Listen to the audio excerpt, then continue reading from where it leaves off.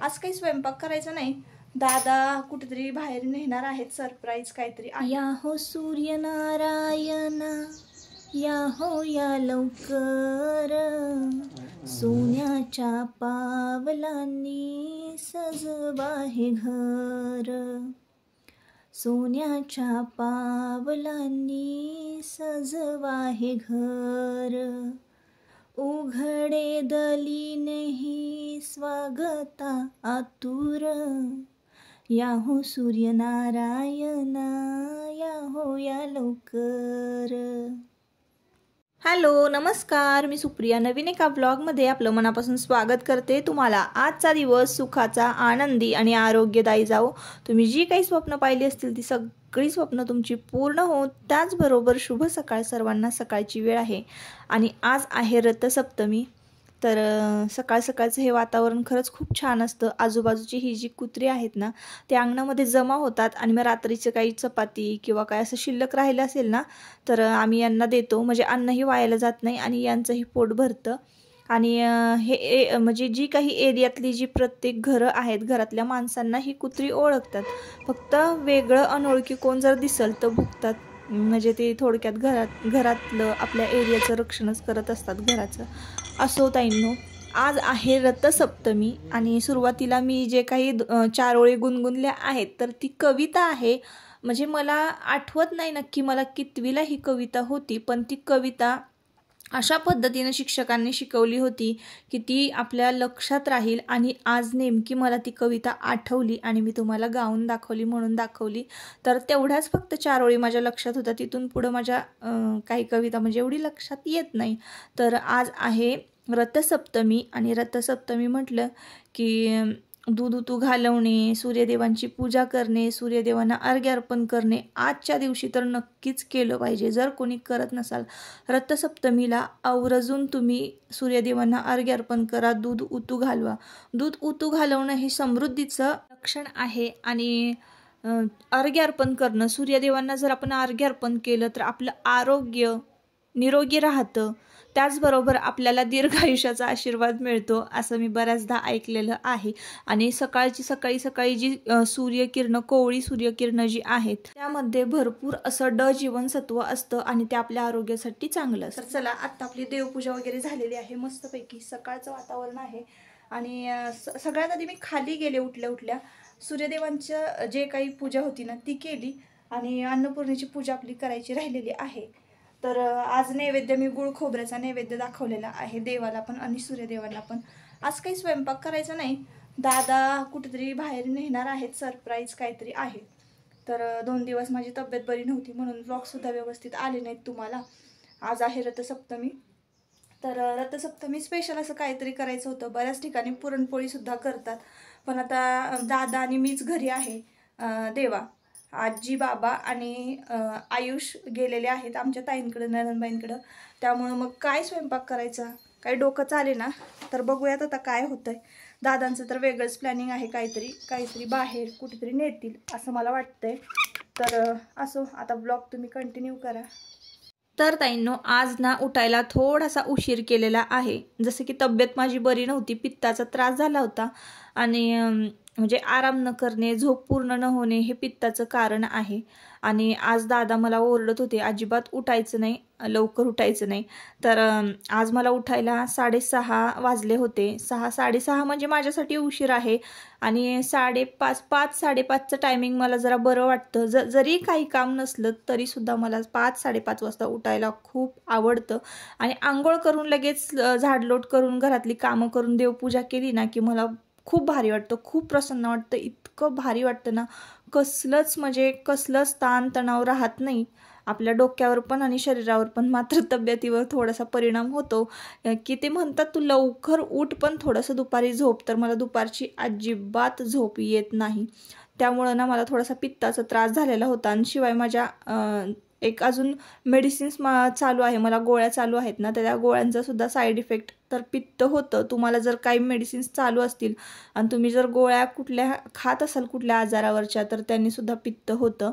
तर पित्ताचा भरपूर त्रास झाला होता आणि 2-3 दिवस फक्त उलट्यांचाच त्रास जास्त होता.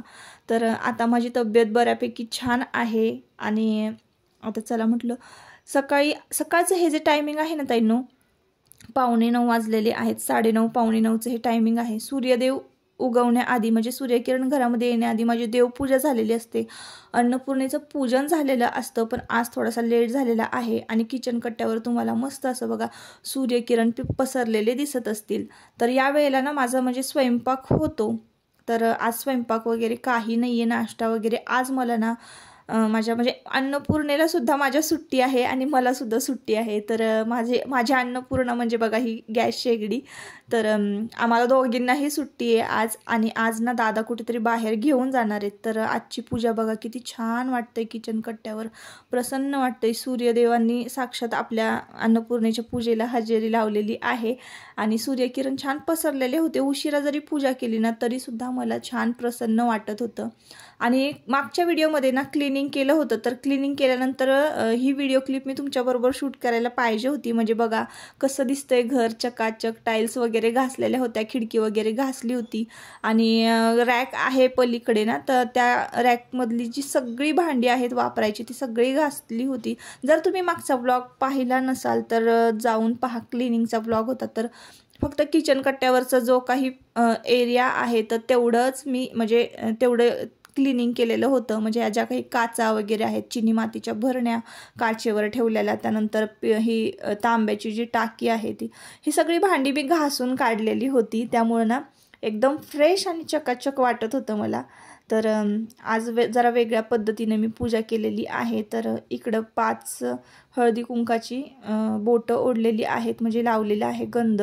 आता देवपूजा झालं, क्लिनिंग झाली. आता चहा घेणार आहे आणि चहा घेतल्यानंतर ना कुठेतरी बाहेर फिरायला जायचं. तर पाचगणीला जायचं ठरवलं होतं आणि तिथंच काय ते नाश्ता किंवा आजचं जे जेवण आहे ते बाहेरच होणार आहे.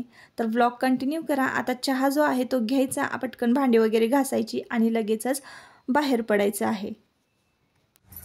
झालं का? तर आता निघालेलो आहोत आपण पाचगणीला. थोडा उशीर झालेला आहे, जेवणाची वेळ झालेली आहे. तर तिथं पाचगणीला ना काय फरक पडत नाही मला, आधी मी खेळू शकतो. हो का? म्हणजे त्याला असं म्हणायचं इथून खेळणी नाही घेतली तरी चालेल, तिकडे खेळणी काय फरक पडत नाही, तिथं खेळणी आपण खेळू शकतो, है ना? असं म्हणायचंय ना. तर घर सगळं असं मस्त असं आवरलेलं आहे, सगळं व्यवस्थित. आणि आज आहे रथसप्तमी म्हणून देवपूजा सुद्धा झालेली आहे. एका ताईंची कमेंट आहे की ताई देवपूजा तुम्ही कशी करता मला सांगा, म्हणजे तुम्ही रोज देवाचा म्हणजे अभिषेक करता का साध्या पाण्याने? तर मी एक दिवशी ना देवपूजा नक्की तुमच्याबरोबर शेअर करणार आहे. फक्त वेळ मिळायला पाहिजे. काय होतं पुढची पण कामं मला आटपायची असतात ना, त्यामुळे सविस्तर अशी देवपूजा मला दाखवता येत नाही. तर असो तुम्हाला दाखवते बॅक कॅमेराने आज देवपूजा कशी केलेली आहे. आणि आज ना देवाला शेवंतीची फुलं होती ना, म्हणून देवाला अगदी छान असा उठून दिसतोय. पण आता उशीर झाला त्यामुळे फक्त दीप आहे, धूप विजलेला आहे. तर बॅक कॅमेराने तुम्हाला दाखवते कशी झालेली आहे देवपूजा. आमचं घर कसं आवडलं तुम्हाला? आवडलं का? घर कसं आहे? आपलं घर म्हणायचं बाळा, आमचं घर नाही म्हणायचं. आपलं घर कसलं चांगलंय, किती चांगलंय असं म्हणायचंय. बोलताना इतकी गडबड होती ना त्याची, एकदम म्हणजे माझ्यासारखाच येतो. त्याला असं वाटतं किती बोलावं किती नाही. एखाद्या माणसाबरोबर बोलायला आवडतं. थांब आपण आता देवपूजा दाखवूया. तर सकाळी लवकर देवपूजा झाली असल्यामुळे म्हणजे उठले, आंघोळ झाली की लगेचच मी क्लीनिंग झाल्यानंतर देवपूजा करते. त्यामुळं धूप जो आहे ना तो विजलेला आहे आणि दीप जो आहे तो चालू आहे. तर शेवंतीची फुलं होती. आणि आजच्या देवपूजेमध्ये बघा तुम्हाला वस्त्र दिसत असेल तर वेल्वेटचं वस्त्र मी अंतरलेलं आहे. आज देवपूजा जी आहे काहीच कामं नसल्यामुळे ना खूप सविस्तर केली. संपूर्ण जे काही देवारा होता तो मोकळा करून झाडून झटकून पुसून घेतलेला होता. वस्त्र चेंज केलेलं आहे. सर्व देवांना अभिषेक घातलेला आहे. मोत्याच्या माळा तुम्हाला दिसत असतील, फुलं वगैरे, अगदी अशी सविस्तर माझी पूजा आणि मनासारखी झालेली आहे. तर आता दादा घेऊन निघालेले आहेत पाचगणीला. दादांना आज काहीच काम नव्हतं, थोडासा वेळ होता. तर तो वेळ मला त्यांनी द्यायचं ठरवलं होतं. आणि आज तू काही त्रास पण घेऊ नकोस, म्हणजे घरी काही स्वयंपाक वगैरे पण करू नकोस, असं त्यांनी ठरवलं होतं की बाहेर जाऊन काहीतरी खाऊयात. तर घाट ओलांडलेला आहे आणि आपण एंट्री केलेली आहे पाचगणीमध्ये. पाचगणीमध्ये जेव्हा आपण एंट्री करतो ना तेव्हा तुम्हाला म्हणजे लगेच फरक जाणवतो वाईच्या वातावरणामध्ये, इथल्या वातावरणामध्ये, तुम्ही जिथून कुठून आला असाल त्या वातावरणामध्ये. तर इकडं जर आलात ना तुम्ही पाचगणीला, अगदी थंडगार हवा, आणि त्या थंडगार हवेमुळे ना इथली जी झाडं झुडपं आहेत, इथला निसर्ग आहे ना, थोड्या प्रमाणात का होईना पण हिरवळ इथं दिसते उन्हाळ्यामध्ये. तर तुम्हाला आजूबाजूला वाटत असेल, म्हणजे वाटतच नसेल की उन्हाळा चालू झालेला आहे आणि झाडं वगैरे सुकलेली आहेत. तर आम्ही घाटाने येत होतो तेव्हा ते सगळं गवत हे सगळं सुकून गेलेलं होतं, सगळं असं वृक्ष पडलेलं होतं. पण पाचगणीमध्ये एंट्री केल्यानंतर सगळीकडे असं थंडगार वारं आणि हिरवळ हिरवळ जाणवत होती. मला पाचगणी आणि महाबळेश्वरचं जर खरं सौंदर्य पाहायचं असेल तर तुम्ही श्रावण महिन्यात म्हणजे ऑगस्ट महिन्यामध्ये, जुलै, ऑगस्ट आणि सप्टेंबर ह्या 3 महिन्यांमध्ये तुम्ही जर आलात ना तर खूप छान इथलं निसर्ग सौंदर्य तुम्हाला बघायला मिळणार आहे. तर आम्ही तर दुपारचं निघालो होतो फिरायला, कारण आज उशिरा उठणं झालं होतं. तर 12 नंतरच आम्ही बाहेर पडलो. आत्ता पोहोचलेलो आहोत बघा, 1 वाजले असतील. आणि थोडंसं बर्गर वगैरे काहीतरी खायचं असं ठरवलं होतं, आणि बर्गर पिझ्झा असंच थोडंफार काही खाल्लं. आणि आम्ही आत्ता पोहोचलेलो आहोत पारशी पॉईंटवर. दुपारची वेळ होती तरीसुद्धा ऊन अजिबात जाणवत नव्हतं, थंडगार असं वारं लागत होतं, म्हणजे थंडीही वाजत नव्हती. असं मस्त असं इथलं वातावरण होतं. ढगात जाते माणूस म्हणलं की ढगात जाते होय. हो, मी ढगातला माणूस बघतो. ढगातला माणूस बघते. तर आत्ता आपण पोहोचलेलो आहोत पारशी पॉईंटवर. आणि पारशी पॉईंटवर इथं बघा अशी एक दुर्बीण आहे.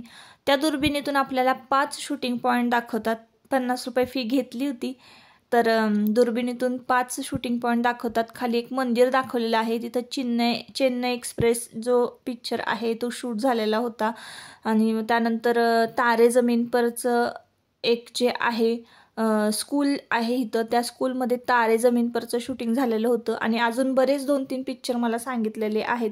2-3 पिक्चर फक्त सांगतात, पण हिंदी इंडस्ट्रीमध्ये जी काही म्हणजे पिक्चर शूट होतात, जे की म्हणजे शिवाजी महाराजांचा छावाचं तर सगळं इकडचं शूटिंग आहे. परत मेनवली घाट इथून नाही दिसत, पण मेनवली घाटावर पण बरंचसं पिक्चरचं शूटिंग झालेले आहेत. तर खूप म्हणजे इथं 5 पॉईंट आहेत दाखवण्यासारखे, तर ते 5 पॉईंट आम्ही बघितले.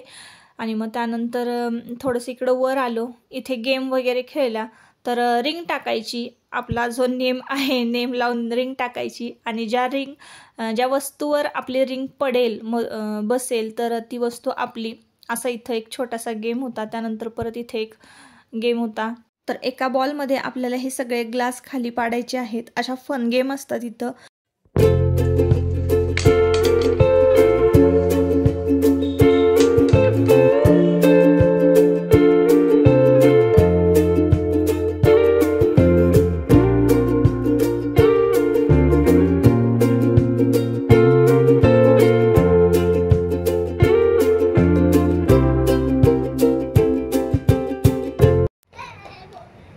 ह्याला काय काय हे काय मिक्स फ्रूटमध्ये काकडी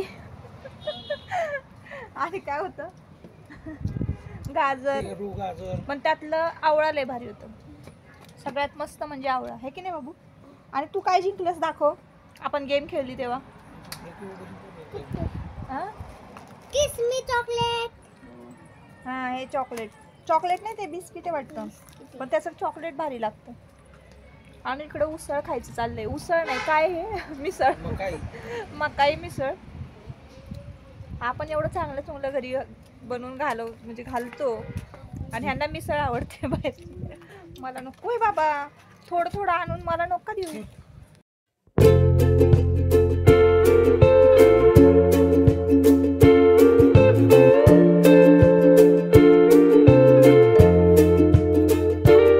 तर इकडे आता हा गुलाबी कलरचा फुगा कोणी खाल्लेला आहे साखरेचा, नक्की कमेंट करून सांगा. तर देवांशला खावासा वाटला म्हणून बनवून घेतला होता. आता इथे आपण पोहोचलेलो आहोत थाप्यावर. पाचगणी थाप्यावर बरीचशी माहिती देतात. पुढे व्लॉग कंटिन्यू करा. तर इथं ना देवांशला गॉगल घ्यावासा वाटला. आता गॉगल तर पर्समध्ये मी आणलेला होता, पण तो घालायचा नव्हता, त्याला नवीनच पाहिजे होता. तर इथं मी सुद्धा एक गॉगल घेतलेला आहे. आणि म्हणजे असं चष्मा टाईपच आहे ते. मी जो गॉगल घेतलेला आहे तो तुम्हाला मी एखाद्या ब्लॉगमध्ये दाखवेन, पण खरंच खूप मस्त आहे. तर इथं आता हॉर्स रायडिंग करणार आहोत. हॉर्स रायडिंग करता करता इथली संपूर्ण पाचगणीची माहिती हे दादा देतात. तर पुढे आलो थोडंसं आणि लगेचच त्यांनी घोडा जरा विश्रांतीसाठी थांबवलेला होता. आणि विश्रांतीसाठी जेव्हा घोडा थांबवला ना तेव्हा बघा इकडे फोटोशूट केलं जातं. तर तुम्ही जर जून जुलै महिन्यामध्ये आला, म्हणजे जुलै ऑगस्ट आणि सप्टेंबर या महिन्यामध्ये जर तुम्ही आला ना तर ह्या पठारावर तुम्हाला सगळीकडे हिरवगार दिसणार आहे हे पठार. आणि त्यानंतर बारीक बारीक अशी रंगीबिरंगी फुलं असतात या पठारावर, आणि या पठारावर फोटो काढायला खरंच खूप भारी वाटतं. तर उन्हाळ्यामध्ये तर एवढं काही खास नाही. आता आम्ही ज्या सीझनला आलो आहोत तो ऑफ सीझन आहे, तरीसुद्धा फोटो खूप छान छान आलेले आहेत. मी तुम्हाला पुढे दाखवते. खूप छान फोटो इथं शूट केले. त्याला व्ह्यू पॉईंट बोललं जातं. व्ह्यू पॉईंट का? व्ह्यू पॉईंट हा. तसं तुम्ही सिडनी पॉईंटवरून जर सकाळी सनराईज पाहिला तर बरोबर दोन्हीच्या गॅपमध्ये पाहायला मिळतो. या व्ही मध्ये दांडेकरचा जो फाटा येतो हा तो. आणि हे जे झाड दिसतंय ना ते राजा हिंदुस्थानी मधलं गाणं झालं होतं बघा, पोटे जरा पोटे. हळू हळू खाली सगळ्या हॉस्टेल आहे, शाळा आहे. इकडे शाळा जास्त आहे, शाळा 35 शाळा 35 शाळा आहेत. आणि इथे 2-4 शाळा आहेत त्या ब्रिटिश काळापासून आहेत. इथं भारतीय विद्यापीठ आहे. इकडे भारतीय विद्यापीठ पाठीमागे गॉड चालली भारतीय विद्यापीठ.